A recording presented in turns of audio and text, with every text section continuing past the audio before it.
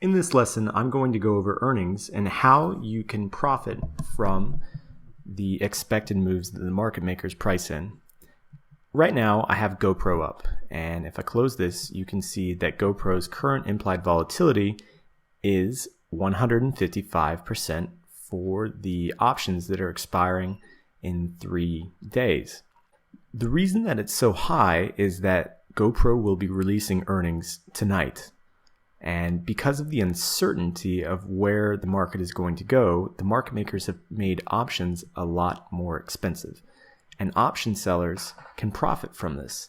If you can take a look, you can see that the implied volatility for the front week is going to be 155, and the implied volatility on the normal monthlies is about 55. So it's about 3 times what it normally is. When we come over to the chart, we'll go over how Iron Condors work again. Essentially, you're setting up a strangle by selling calls higher than the strike price and selling puts lower than the strike price of the current underlying. And then you're buying the wings for protection to cap in your losses and just to reduce your cost basis as well too. So if we come back to the trade page, we're going to set up this Iron Condor.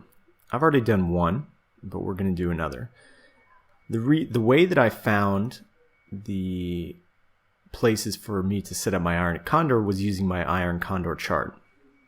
As you can see, I've plugged in the stock price of 60, where it was just a little while ago, and I have an IV of 154. It's going to tell me that a 1-day price movement is going to be $5.79, and that calls should be sold above 65 and below 54.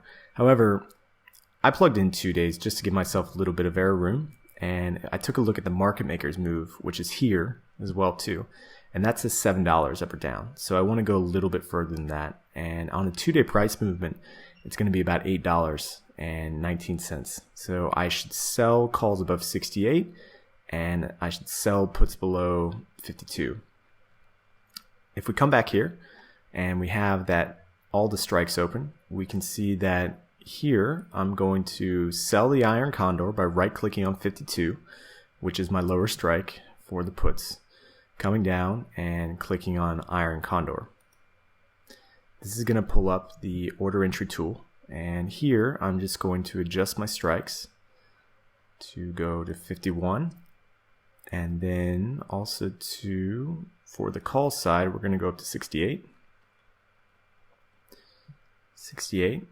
And then I want to have $1 wide strikes on these, not 50 cents. That's too small, and I'll show you why in a second. And plus there is no 68 and a half as well too.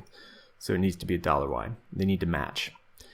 So I've got this set up, and we can see we're going to be having a credit of 40, which if I hit confirm and send, will be a max profit of 400 and a max loss of 600. So let's say we had $1,000 to put into this trade. Let's take this up to 20. Okay, so that's 1,200. We need to pull this down a little bit. 17.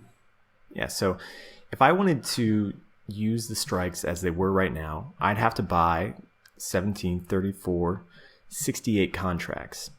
And if you take a look over here, the cost of the trade minus commissions is going to be $578. So even though there's a max profit of $580, we're paying $102 for the trade itself, which means that we're going to lose a lot of money to commissions. And I'm going to show you now how you can lower this number and take in more max profit. The way that we do that is by widening the strikes. So as you can see right now, I'm only $1 wide. Let's move this to $2 wide. So, that's $3 wide, $2 wide. So now we're going to 68 and 70, and then 52 and 50. So now we're collecting 72 cents. And if we hit confirm and send, we can see that our max loss is a lot larger now, and so is our max profit. So let's reduce the amount of contracts that we're selling, just so we can properly get this down to 1,000, because if you have a trading plan, you should have a set number or percentage of money that you would use for one trade. In this case, we're just making up a number of 1,000. So if I hit confirm and send, it's a little bit too low. Let's send. Okay, so here I've already just reduced the contracts that we need in half. So by going $2 wide instead of $1 wide, now we're pulling in the same amount of profit, which is around 568.